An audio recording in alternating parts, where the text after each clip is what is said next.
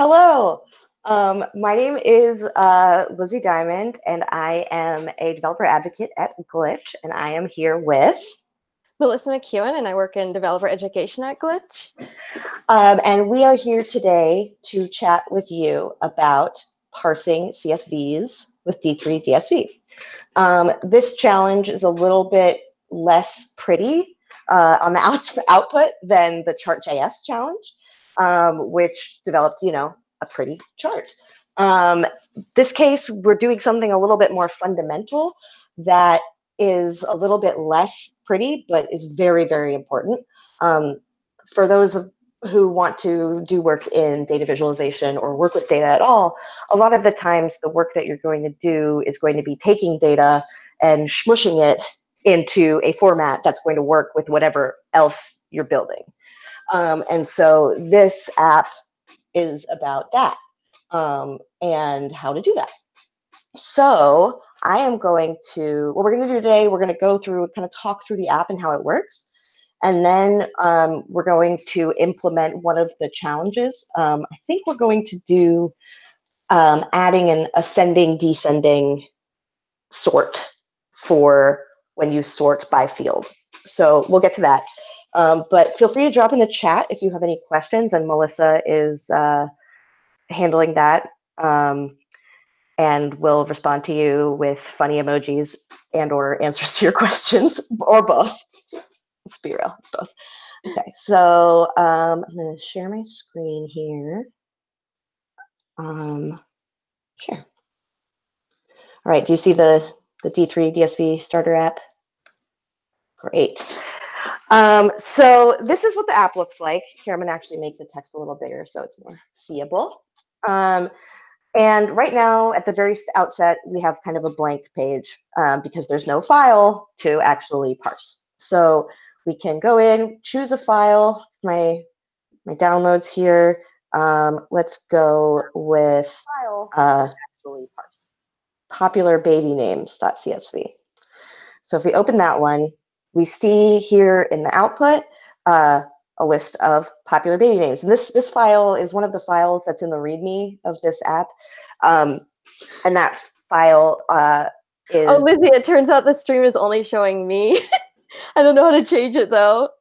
Oh, present to everyone.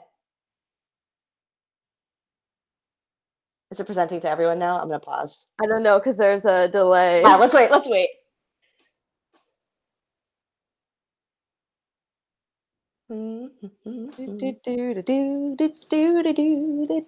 on YouTube. And it's really great. And you're I'm dancing, but you can't see it because of the Still just me.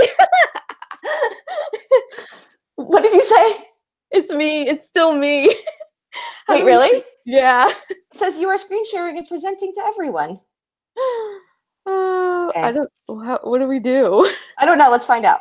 I think you're in charge of this. So. Yeah. Okay. So hello. Hi.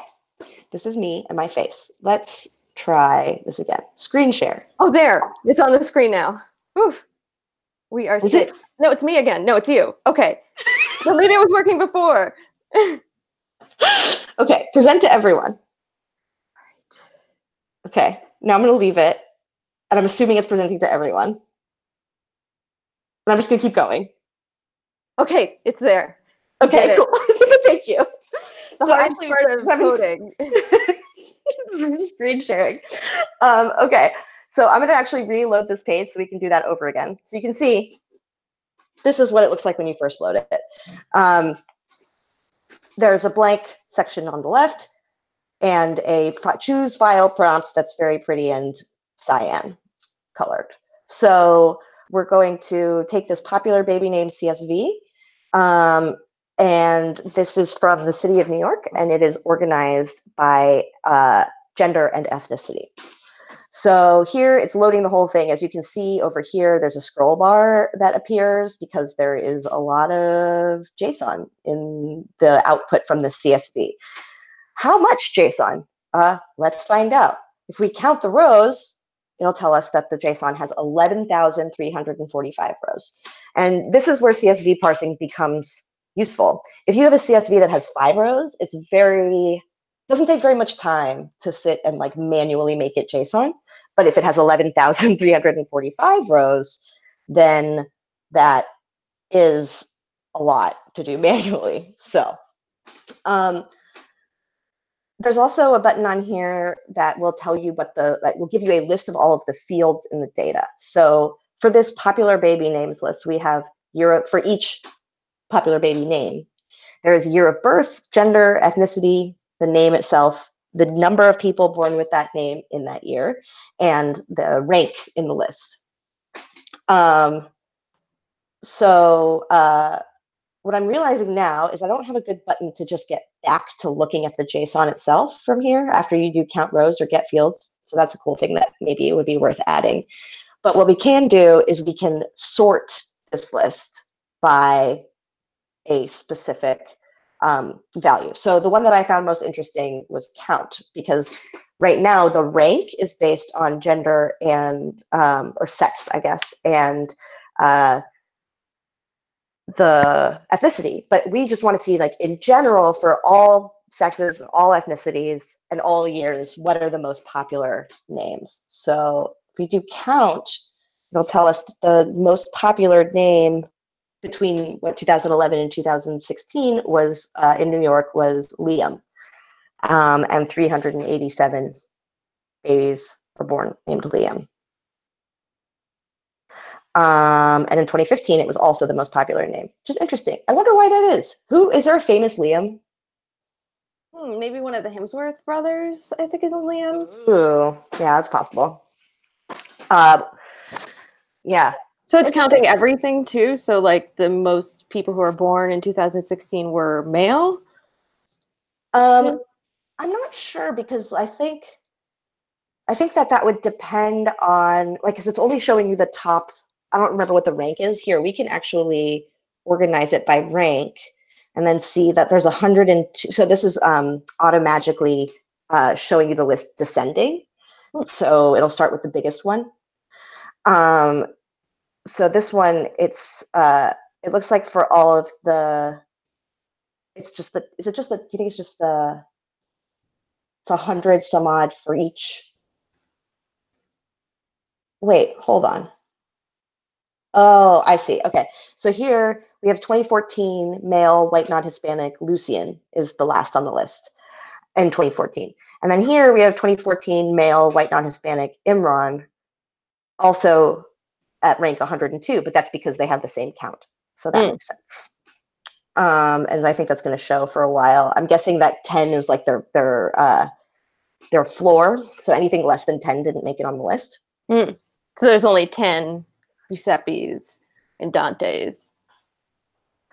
Yes, but and I'm curious if, let's see, if we can rank by child's first name, right? So start with Zuri. And so here we can see that these are different years. So Zuri 2013, Zuri 2014, 2016, 2015, 2013. Zoe, same. So I guess I was wondering, like, is there a 2013 female, a different ethnicity also for Zoe? Yeah. Yes, so here we have 2015 female, white, non-Hispanic Zoe, and then 2015 female, Hispanic Zoe. So this is not like a total count. It's just like inside of each ethnic group. Yeah. So if we really wanted to get like the top names, we'd want to add all those up probably. Exactly. And that is a super nice segue into talking about the code and what it's actually doing. So if you haven't already, I'm going to go in here. We're going to actually remix this app. If you have not remixed it yet, go ahead. If you have, you can do it again, and we can do this together, or you can go into your existing remix and do it there. So let's get a remix going. And when you remix, you get your own app, so you can do whatever you want to it. Ooh, yeah, and it has a cool, fun name. This one is called Unmarred Bugle. Interesting. Which I really like.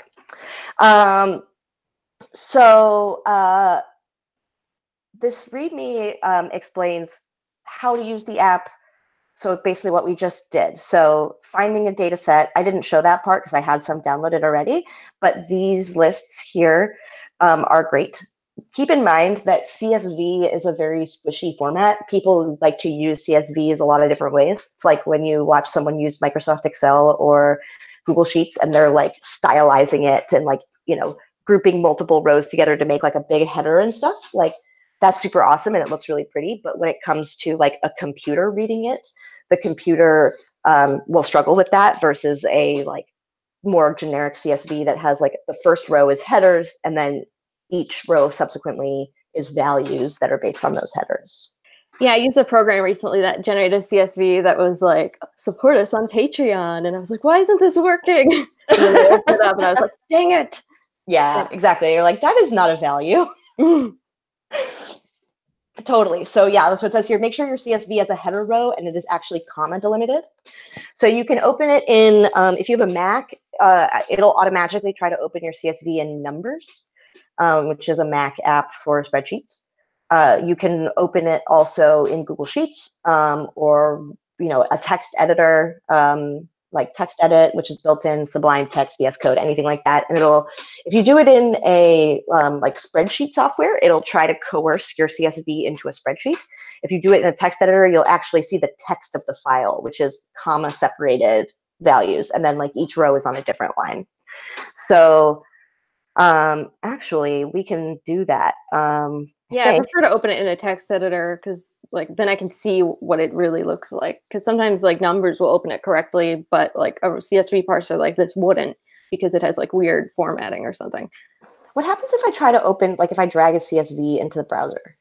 I think it should. Yeah, I'm not sure how this handles that. Okay, let's open a new tab. Throw that in there, see what happens. Oh no, it just downloads it. Oops. Okay, cool. Good to know.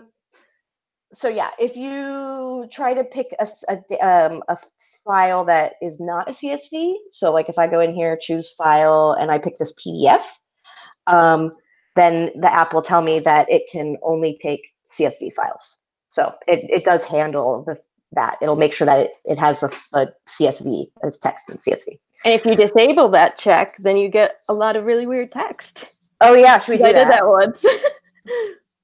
Let's do that. Okay. So fortunately, that little bit of code, this is the code. Please notice I added lots of comments. I really want to know if this is annoying or if it's helpful. So if you're watching this and you're like, oh, the comments are great, it's really helpful, awesome, please let us know. If it's really annoying and hard to follow, then let me know too, because I'm totally open to changing that around. The whole point is that this is helpful for you. So fortunately for us, the code that checks to see that the file is CSV is right here at the top of the file, which is great because that means we can start walking through it. So this function here on line 11 is called load file. And I don't know if you know this in Glitch, there's these little arrows next to like top level, not even top level necessarily, but anything that has things nested underneath it, there are these arrows underneath so you can collapse. And if you're like, this function is really long and I want to see what's underneath it. And then see this little emoji shows up that's like, hey, there's stuff here. And then if I click it again, it shows you what's in there, which is really handy.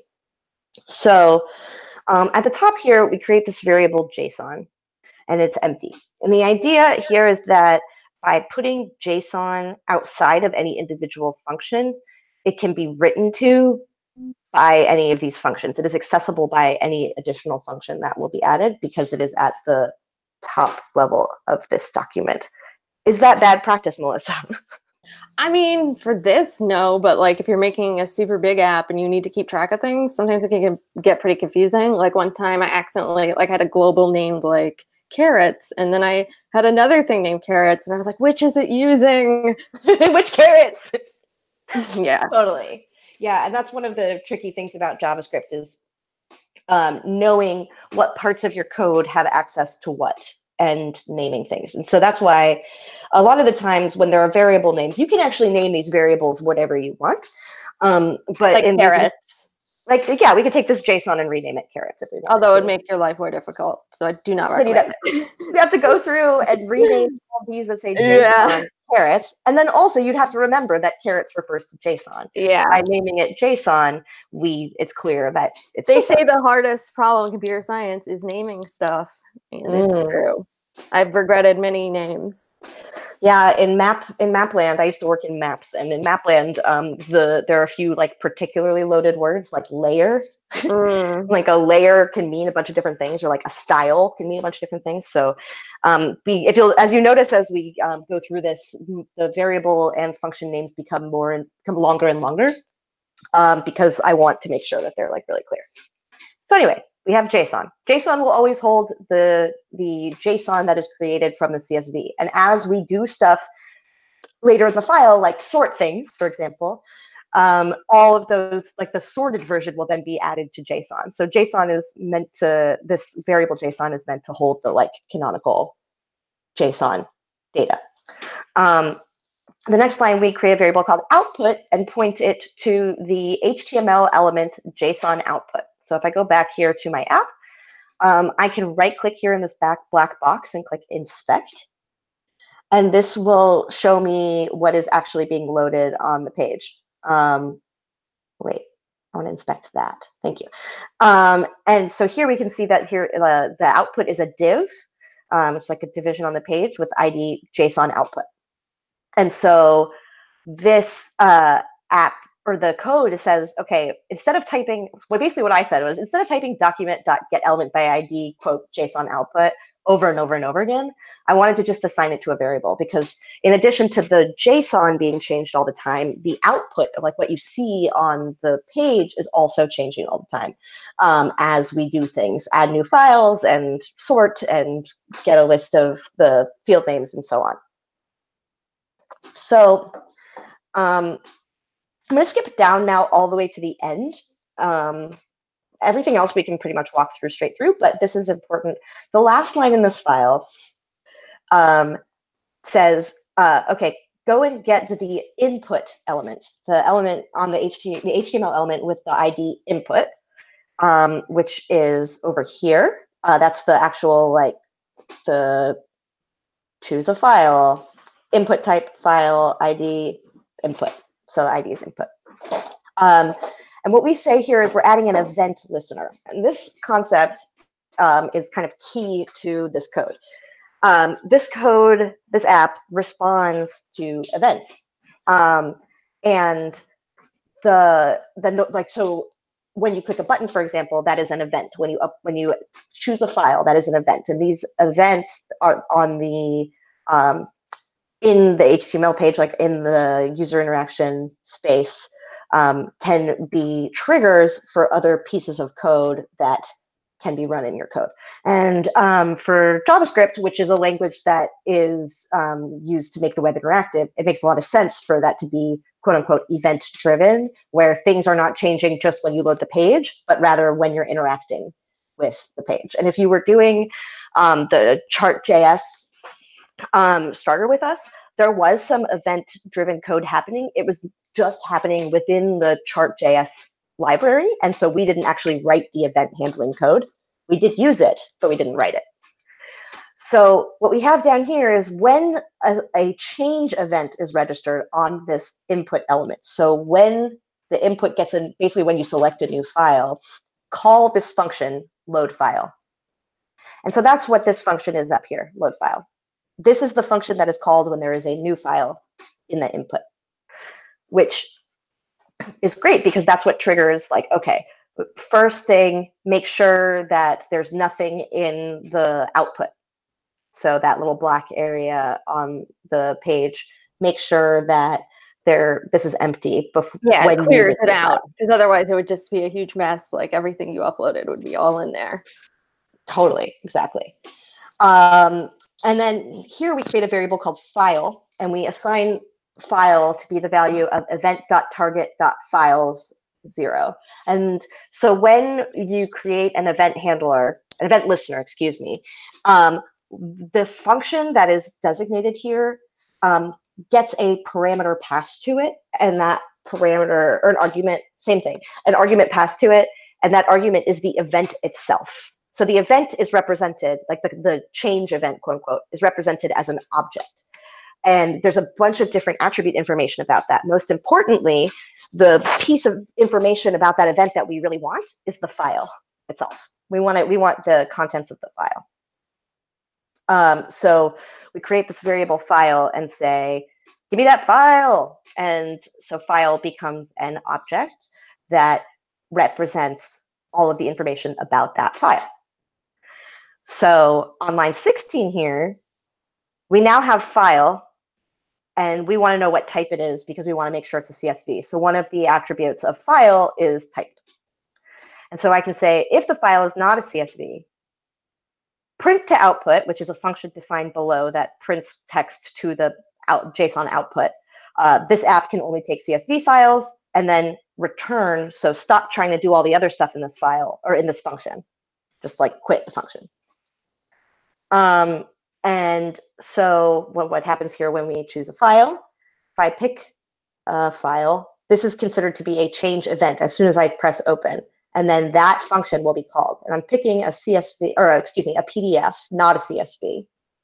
So that little condition where it says, if the file is not a CSV, tell the print to output that it's not a CSV, that will be triggered. So open. And you can see here that the app can only take CSV files because the change event was fired when we chose a file. I'm going to pause. Does that make sense? I mean, I guess I'm just asking you, Melissa, but also... Yeah, I mean, like, if you don't have that, then you get really weird stuff. It looks like, I don't know. Yeah, like so let's give that a try, actually. Language, basically. So if I comment this part out, then the function is going to try to proceed. It's going to use this tool, File Reader, which is a tool for reading files in the browser. It's going to try to parse it using d3-dsv, and then it's going to try to print that to the output and call this add buttons function. So let's see. Yeah, I wonder if anything will happen, because I wonder if d3-dsv will reject it. Let's see, did we get an error? Oh, nope, there you go. I love, if you ever want some weird text, just do this. Yeah, if you're like, I mean, and this is a PDF, so it's a little bit even more reasonable. Like if you put an image in here, then it's really weird. Yeah. Let's see.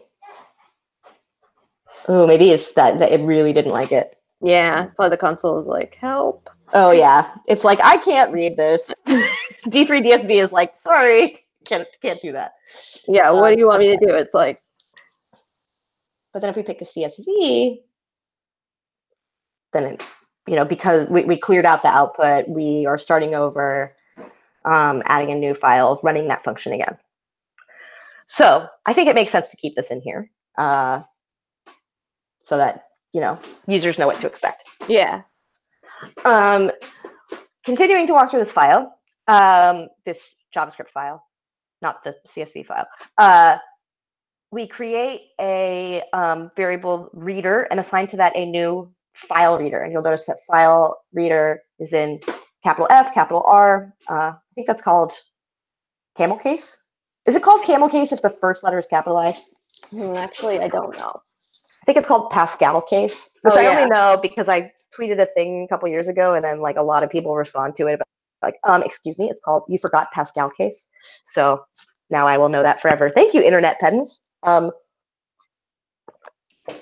Anyway, file reader. File reader is built into most modern browsers, all modern browsers, as a way to read in a file in the browser in memory without sending it to a server.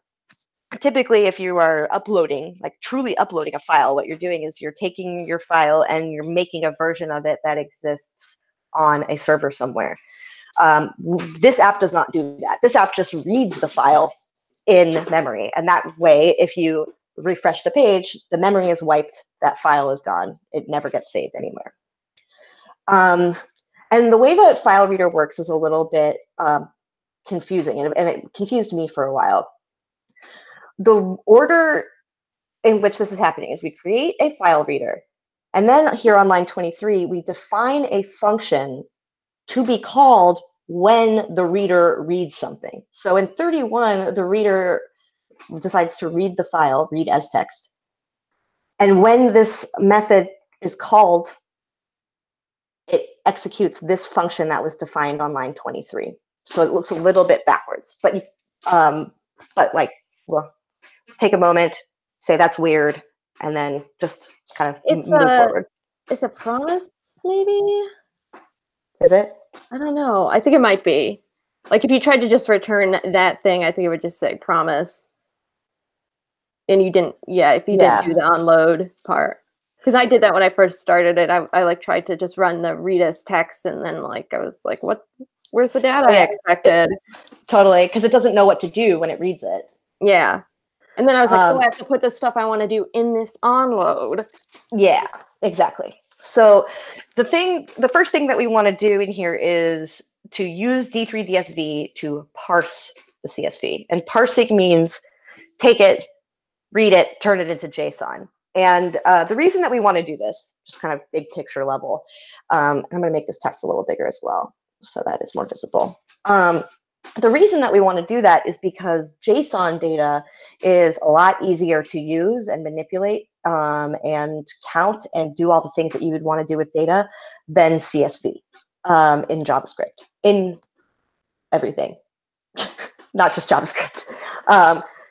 No matter what you're using, the structure of JSON lends itself well to doing additional things with your data. So on this line, we have JSON here. Remember, we defined JSON at the top. So we are changing the value of JSON. Right now, it is undefined. When we load the file, the value of JSON will be equivalent to the result of d3-dsv parsing the input. And so you'll notice that this function here takes one parameter. That parameter we have named E. We could call this whatever we want. Call it E because event.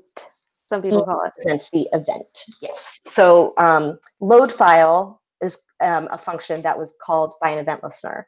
And so we passed the event in here. Could have also called this E.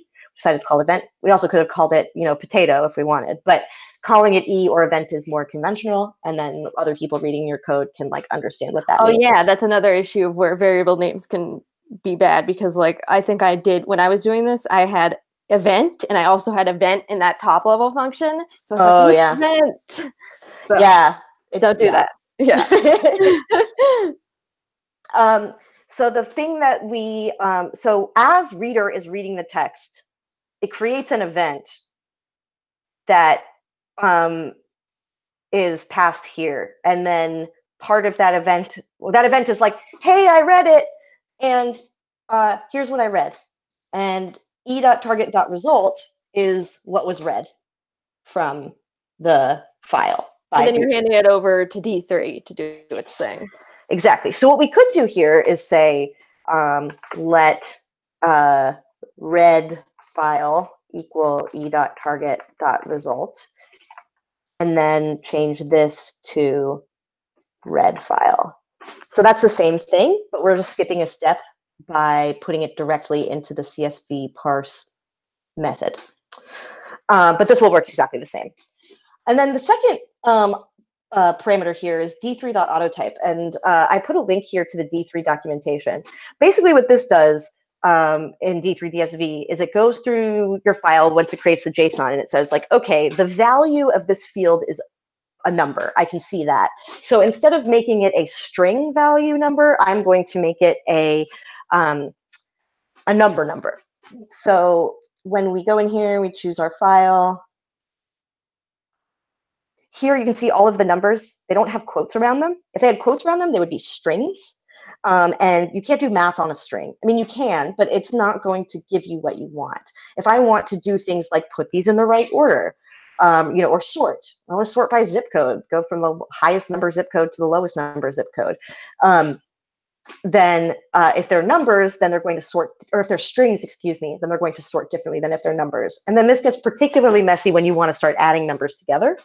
So d3.autotype will automatically go through and coerce all of those values to either numbers or strings, depending or whatever the value is. If it's an object, it'll try to make it an object. That's really useful because, like, the classic JavaScript joke, what's 2 + 2 in JavaScript? 22. Because Yeah. it's a string, it'll be like, oh, that's a word, and I'll just put it next to this other word. Mm-hmm. Definitely done that before. And you know, you should know that a lot of the creation of these starter apps is me doing all of the things that I am telling you, like, the reason we do this is because otherwise this other thing would happen. Like, I did the other thing first and then realized, like, oh, I guess I need that to make that not work. So it's not like I like came in from above and like knew how to build this. It was like, oh, let's try this and see how that works. So FYI, just so you know, none of us know what we're doing. We're just all making it up as we go along. That's basically programming, right?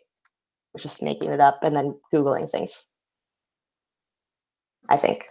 Yeah, that's when I used your file reader starter, I was like, just tried to break it and then see how it works, and let's see if I can do what I want with it. Exactly.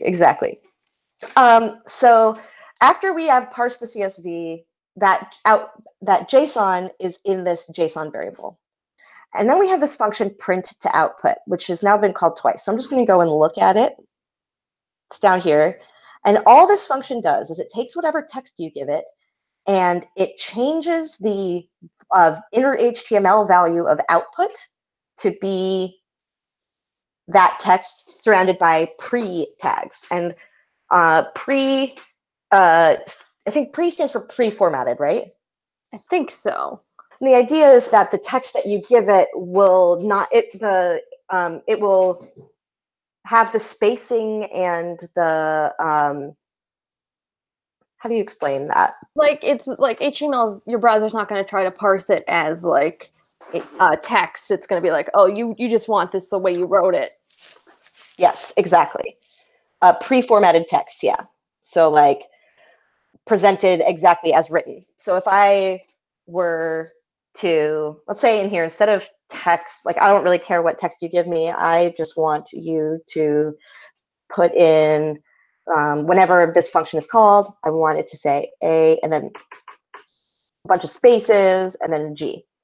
If we did this without pre tags, then it would be, what you would see is A.G without any spaces.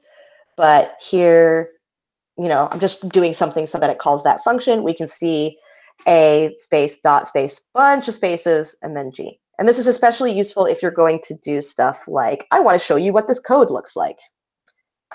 Yeah, but it actually doesn't work for HTML. Really? Still. I don't think so.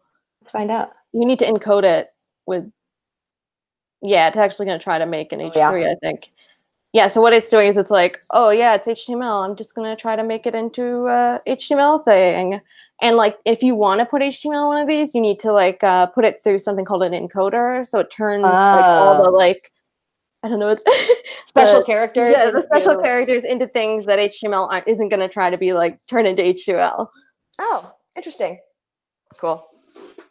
Now I know. TIL. TWL. Today we learned. Yeah. Anyway, this print to output, it just changes the inner HTML of that element. So we call it a bunch because as we are evaluating new things, we want that output to be updated. So once the file is read and parsed, we want to print that to the output. So the interesting thing that's happening here is we're using JSON.stringify, and that JSON.stringify takes your JSON and makes it into a string so that you can actually read all of it. If we did this without, let's say, take this completely out and we just print the JSON to the output, what we'll see is not the pretty thing that we saw before, but rather this object, object, object, object, object, object, object, object. Totally Forever. Understandable. Yes. That's my favorite name, Object Object. All the kids are named Object Object. It's a really popular name. I'm going to name my kid Object Object. Yeah. Little box then, drop tables and Object Object, my favorite. Trolling your local school system by ruining their kid drop table. So here also in JSON.stringify, we have 3 parameters here. We give it the actual JSON to stringify. And then I don't remember what the second parameter is, but I know that I didn't need it. And then the third one is the number of spaces that I want to see. And so by adding these additional parameters, we can make the JSON look pretty. If we just put in JSON here and did this again, you will see a big old blob of, yep, 1 line. So it's all on 1 line here. This is still the same as the output when it's all pretty printed, but in order to pretty print it, we need to add these additional parameters. And do you remember what the second one is for? I don't know. Let's look it up. JSON stringify parameters. The second value is a replacer. Oh! You can use it as a way to filter values. Oh, nice. So that way, like if you have some nulls in your, or if you have like, you know, if you have zeros, but you really want them to be undefined, then you can use this second parameter to say, when you come into a 0, like make it undefined or null or whatever. It's interesting. And then 4 says, give me 4 spaces in your indents. So that way, when I do this, then we have these lovely 4-space indented, really pretty thing. It's pretty. Okay, and then the last thing that we do inside of this after we read the file is call this function add buttons. And you notice at the beginning, these buttons are not here. When we first load the page, there are no buttons to sort or count rows or anything. And this is because there's no data to sort and there's no rows and there's nothing yet for the app to actually do when it's trying to do those things. So this function add buttons says here in the comment, when a file is added to the page, this function is called. It adds buttons for transforming the data, which are not needed until there's actually data loaded, right? So inside of add buttons, we do what we did at the beginning for the output. So at the beginning, we created a variable output to represent JSON output.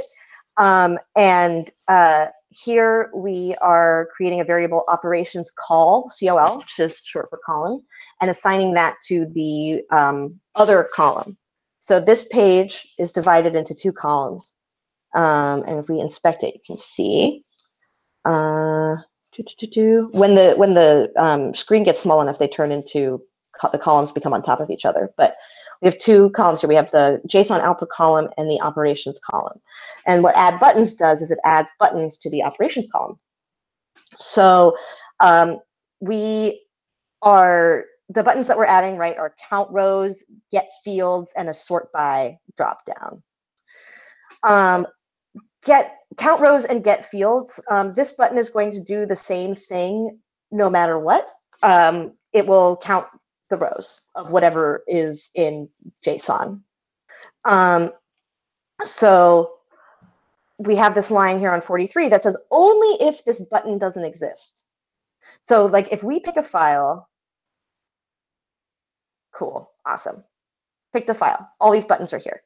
And if we want to pick a different file and say like, okay, I want to keep doing this, but I want to pick this different file, count rows and get fields, those buttons don't need to change. So if those buttons are already there, then we can leave them.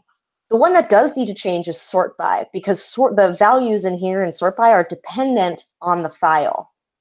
So if I have this file here that says, you know, ID, traffic volume, count, location, and address, or whatever, that is going to be different than if I use this census populations and I have all these different fields that I want to sort by. So this element needs to be removed and re-added with the new values, but the other 2 don't. So here we said, if this button doesn't exist, so if this is the first file you're loading, make this button and add an event listener so that when somebody clicks on that button, call this function count rows, and same with get fields.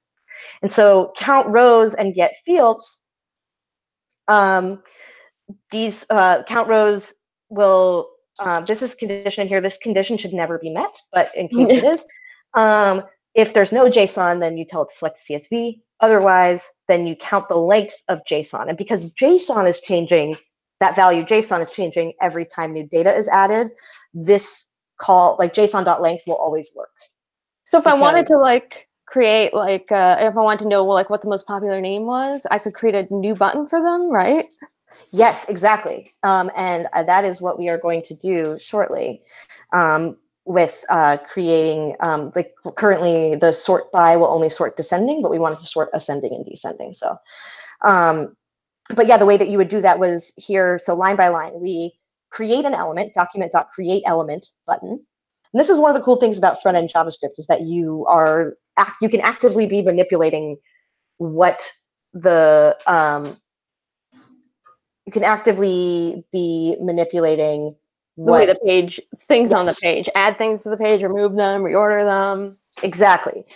So on line 46 here, we're setting an attribute. We're saying, okay, we just created this element called count rows button.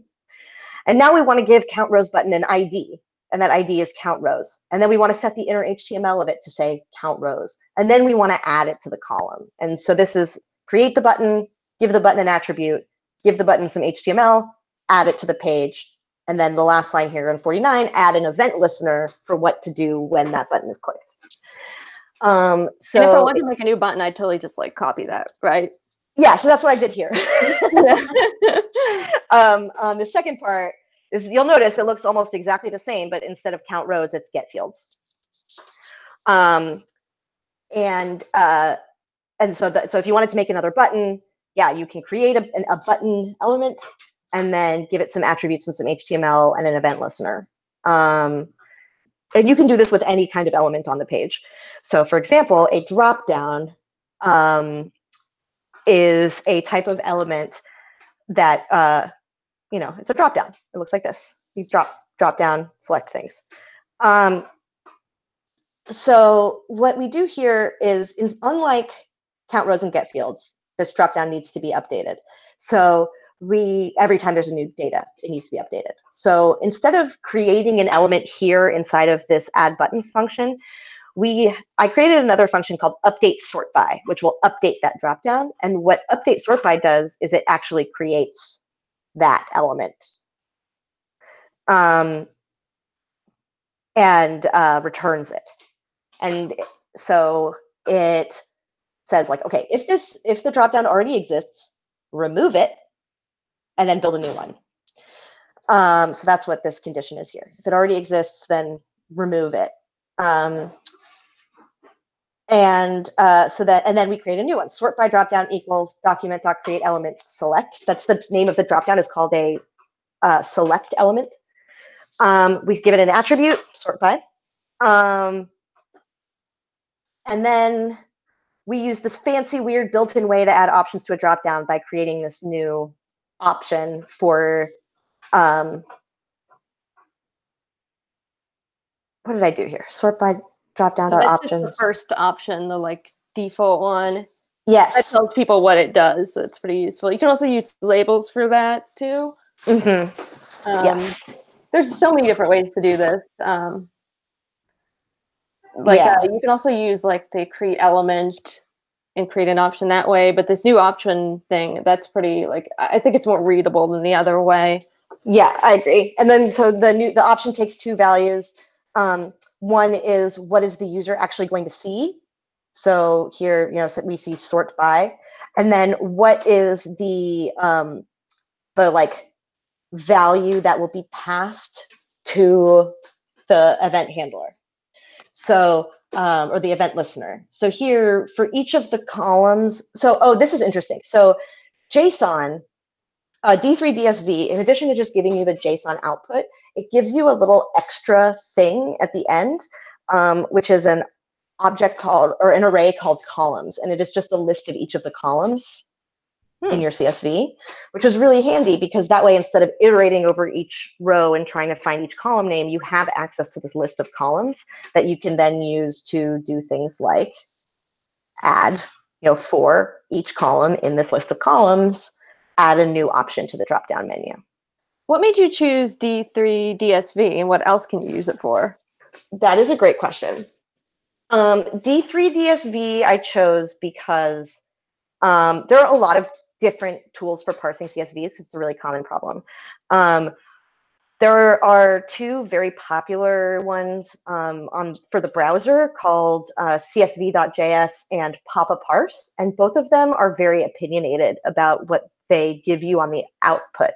So one of them I tried first, I don't remember which one, but it didn't give me objects in return. It just created an array for each row, which wasn't that helpful.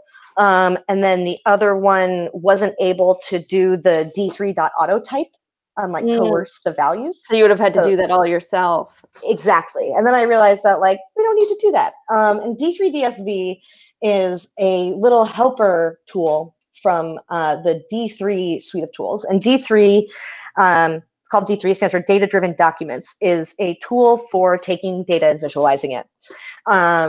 As you can imagine, parsing CSVs is an important part of visualizing data, as we're doing here, because you have to take the data and then, you know, make it structured data so that you can visualize it.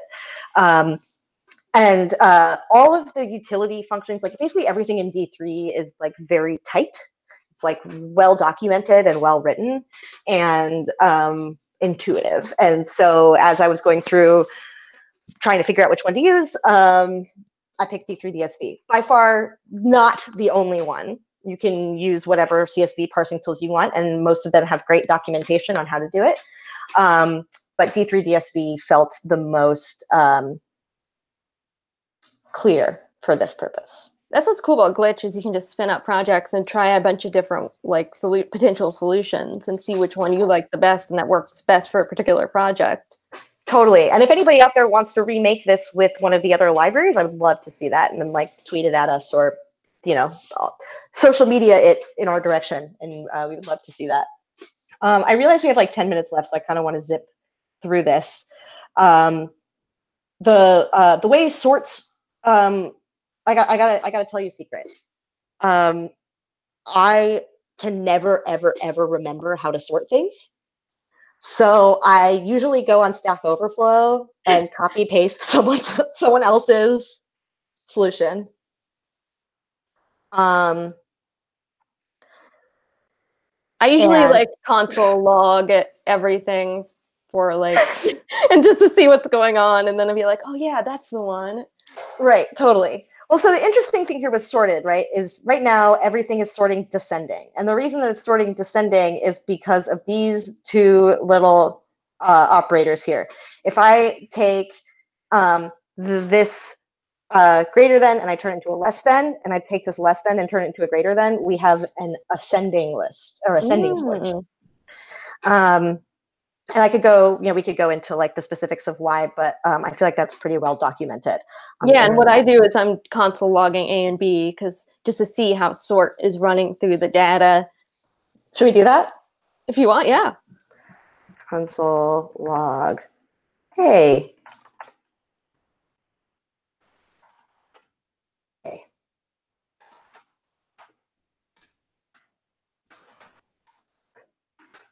The little text there at the beginning is just to like make it clear in the yeah, because otherwise who would know which was A and which was B? Exactly. So let's go add this file, and then let's sort by total population. Oh, object. So apparently it's a JSON object. Yeah, so, and it's something. So what's happening is sort is comparing A and B. But it's comparing a field within A and B, and the field is, in that case, was it population? Yeah. So let's do JSON. Oh yeah, so A field and B field. Because we're comparing objects, but we're only comparing them based on a specific value inside of that object. Yeah, sort just goes through everything and is like, it compares each thing. It's like, which one is bigger than this one, or it's smaller? Whoa. Yeah, it can be a little bit hard to parse through. Interesting. Yeah, so it goes through each one, and is it like, is A bigger, is B bigger? If A is bigger, return -1, or whatever I said it was. Yeah, if A is smaller, return -1. If A is bigger, return 1. And if they're the same, return 0. And then that ultimately, by passing that into this sort method on the JSON, that will sort the JSON into ascending or descending. So as you can see here, with just changing these two little arrows, or excuse me, greater than, less than symbols, we can change the sort order. And so the first challenge on the list was to make a button that you can add that will sort in either ascending or descending order. And we have 7 minutes. I don't think it's enough time to really do it, but I can at least not for, let's see. Let me just see. What do you think? Should we do it fast? Could try to do it fast. Okay. So first thing, we want to know if the goal is to sort ascending or descending. And because that will be determined by a button, we want to have access to whether we're supposed to sort ascending or descending outside of the functions. So we can make a variable sort order. Let sort order equals, we'll do ascending. We'll do ASC for ascending, and then descending is DSC or DESC. So ASC for ascending, DESC for descending, because we're programmers and we're lazy and we don't like to type out whole words. So we have this idea of a sort order. So what we can do in the sort by is say, if sort order is ascending, then we want it to do this. And actually, we want to create a variable sorted that can be, well, I guess it doesn't really matter, right? And then we say else if sort order equals descending. Then we do the same thing, but I'm going to copy paste this in and then switch those two equivalences. What are those called?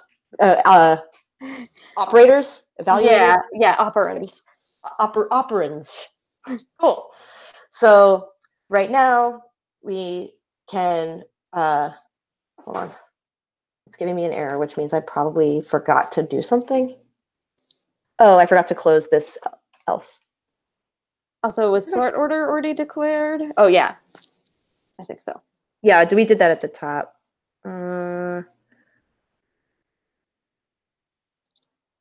What don't you like?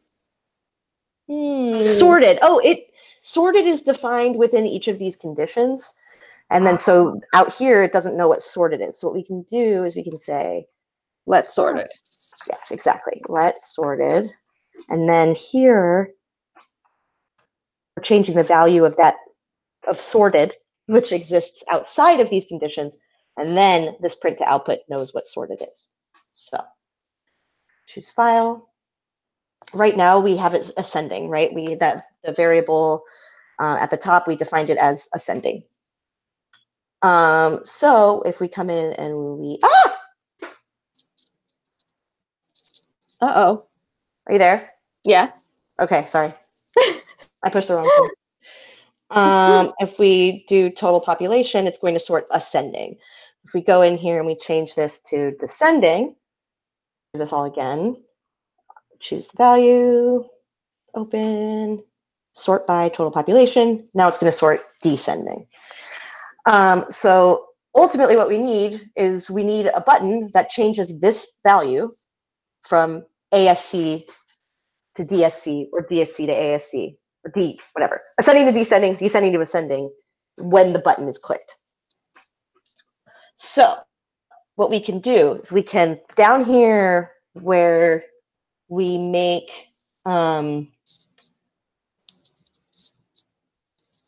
man, right, because you have to add another function. Okay, so we're going to make a function similar to update sort by that makes a toggle. And the reason we need to do this is because the actual inner HTML of that toggle should say ascending if it's ascending, and it should say descending if it's descending.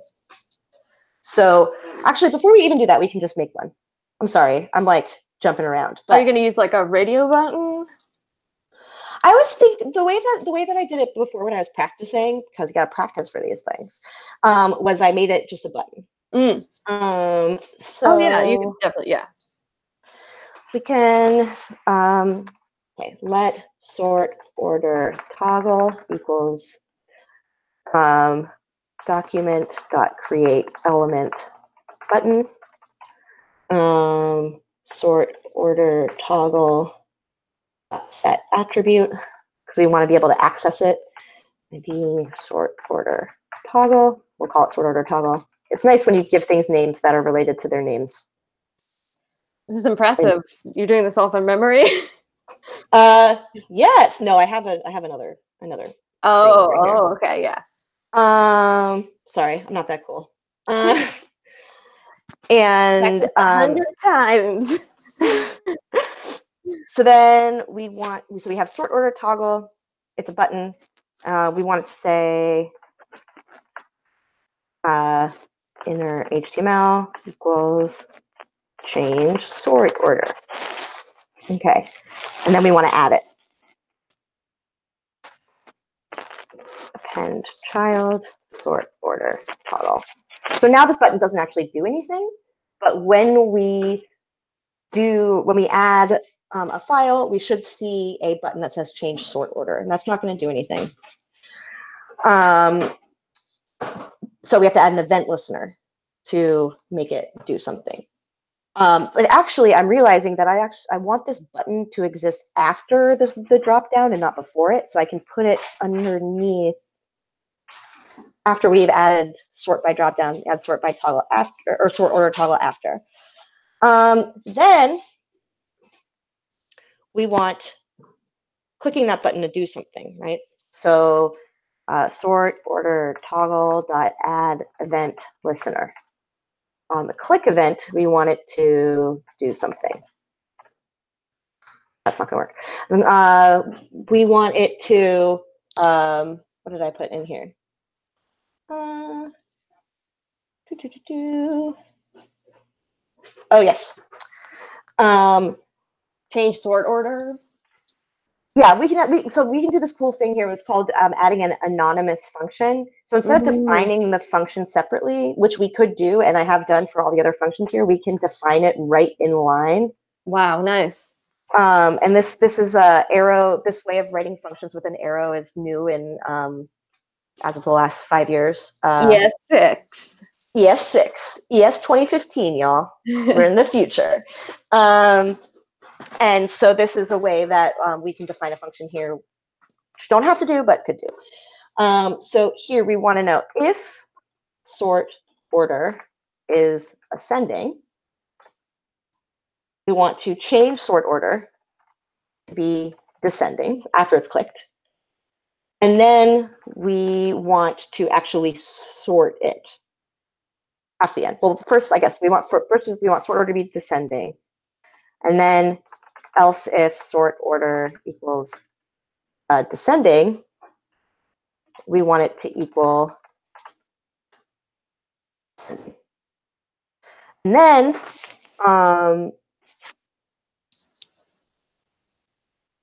wait, what am I missing? Oh, that. Then what we want to do is we want to sort, do the actual sorting, which is this function sort by we were talking about before. So then we say sort by, and then we need a field, right? We don't know what field globals get us in trouble. Yeah, we gotta do one more global. So we want to have a field, and that field is defined by whatever is selected in the sort by. So, oh, dang.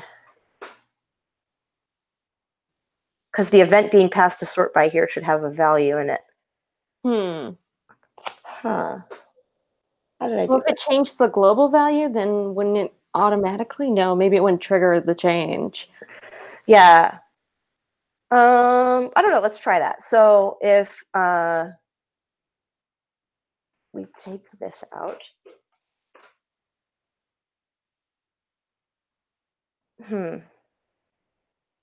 Huh. Yeah, because the click event is what's going to be passed here. Yeah. If I call sort by from within that. Oh, I see what I did here. What I did in the practice round was I changed sort by to be a function that takes 2 parameters. It doesn't actually directly take the event. It takes a field and an order. Yeah. So, and then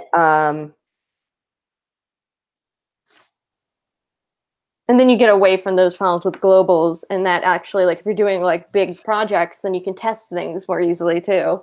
Totally. But what that changes here is that instead of just calling sort by directly from this event listener, we have to make an anonymous function so we can pass the additional parameter. So on this change event, we want field to equal e.target.value, which is what we were doing before in the sort by function, but instead we're doing it here, and then call sort by with field and sort order. I know we're running a little bit over, but we're almost done. So here we can do the same thing, sort by field, sort order. So let's give this a try.